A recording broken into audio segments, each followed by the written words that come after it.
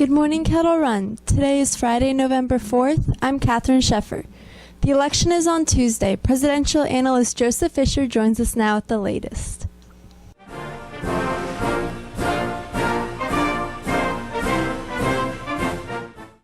Good morning, Kettle Run, and welcome back to the newsroom for On the Campaign Trail. This will be the final On the Campaign Trail episode before the November election next Tuesday. Now, in the final few weeks of October, we saw just a tremendous ending to the month, and the race got even more interesting.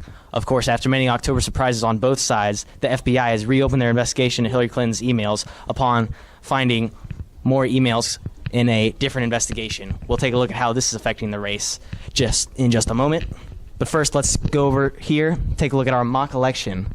So, pretty big win for Donald Trump. He wins by about 19% over Hillary Clinton, 50.7 to 31.4, and Gary Johnson coming in third with 9.1%.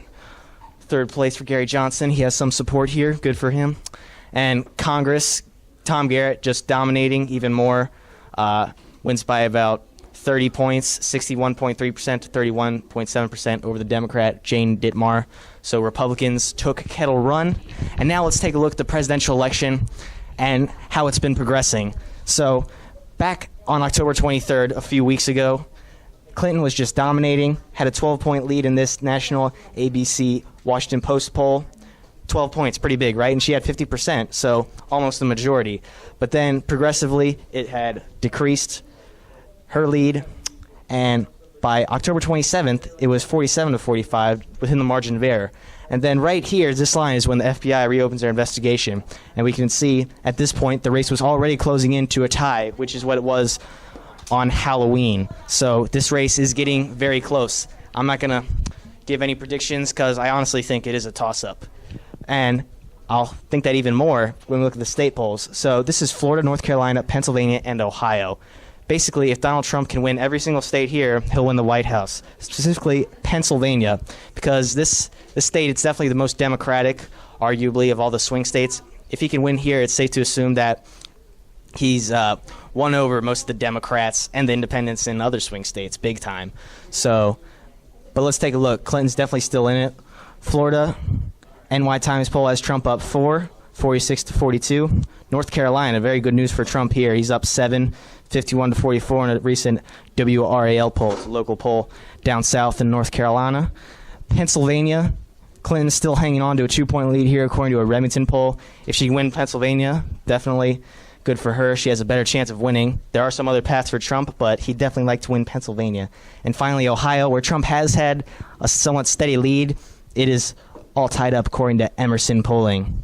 So essentially, on the FBI matters, I'm not sure how much this is playing in. It looked like the race was getting into a dead heat even before, but perhaps the FBI news definitely doesn't help Hillary Clinton, but it probably speeds up this closing of the gap. But the question is, can Donald Trump speed it up enough to win the election, or can Hillary Clinton hang on and be elected the first woman president? We'll see that next week, November 8th. And then finally, our final episode of On the Campaign Trail will air next week, where we'll break down just how the election happened. And at that point, we will know who the next president of the United States will be. Wow. I am excited, aren't you guys? Yep. I know a lot of you are just looking for it to be over. So hopefully we can all find some solace in the results. That's right. Joseph Fisher, Point of Care, XS News. Catherine, back to you. Thanks, Joseph. Remember, Monday is a half day due to parent-teacher conferences, and we do not have school on Tuesday due to Election Day. Cooler weather is here, and you know what that means. Hot chocolate in the library. Sales are going on now. Stuff the Bus is happening all this week. Cans should be given to your homeroom teacher. Let's go to the tape for details. First is the first day of our annual canned food drive for NHS. Stuff the Bus this year will run up until November 7th. You have until then to bring in canned food items and other non-perishable goods like canned corn, tomatoes, stuffing, peanut butter, sweet peas, other boxes of stuffing, and even olives. Collection boxes are located near the library, the main office, and the stairwell in the commons. Help us beat out our competitor, Auburn Middle School, from last year. Are you related to someone famous? If so, the newspaper would like to hear from you. Tweet us at KRHS_newspaper.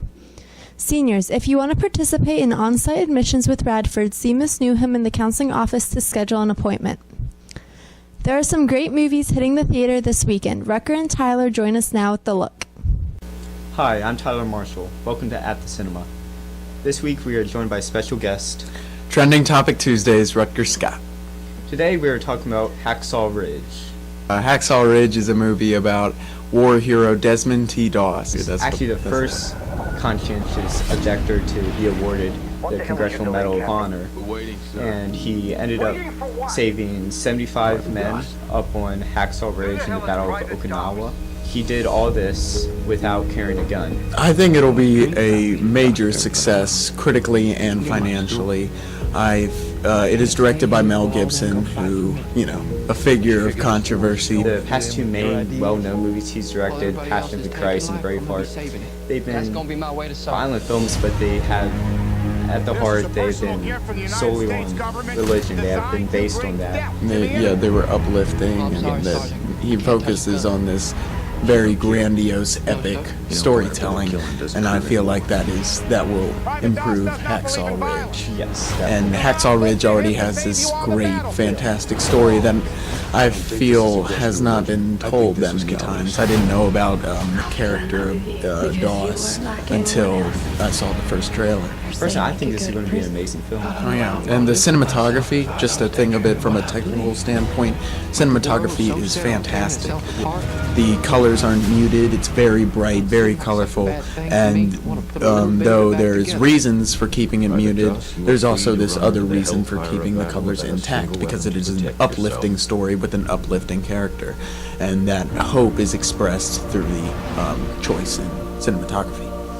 A big thing about this movie is the main character is played by Andrew Garfield. Andrew Garfield is an actor I respect highly. I love Andrew Garfield.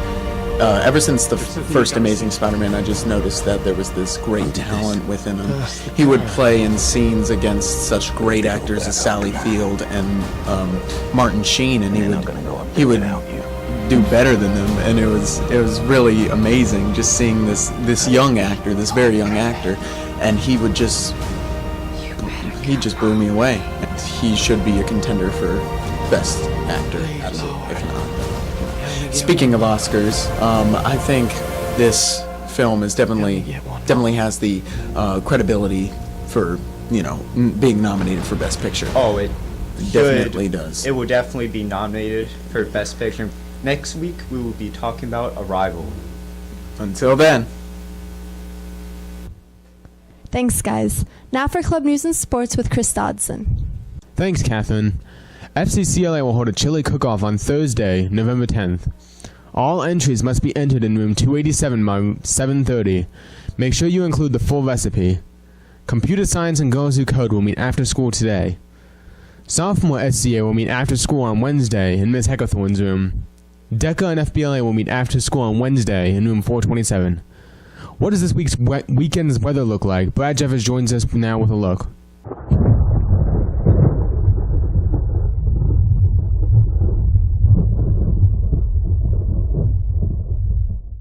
Thanks, Chris. Okay, folks, so this weekend's looking very nice. With Friday, the high is 63 degrees and sunny skies all day long. Then, as we move into Saturday, it's still going to be sunny. It's going to warm up about 1 degree to 64 degrees is the high. Then, as we move into Sunday, it's still going to be sunny with a high of 67 degrees. And that's the weather for No Better. Back to you. Thanks, Brad. Any girls interested in playing lacrosse should see Coach DeGoosh in the gym area. Tryouts for varsity, junior varsity, and freshman boys basketball will take place starting next week, Monday, November 7th. Please be sure to have a completed VHSL physical and other paperwork turned into the athletic training office prior to Monday. Practice times will be as follows on Monday. Varsity, 1 to 3 p.m. Freshman and junior varsity, 12 to 1:15 p.m. Please have plans to arrive 30 minutes before practice begins. Have a great day. We leave you with a look at the birthdays and the lunch menu.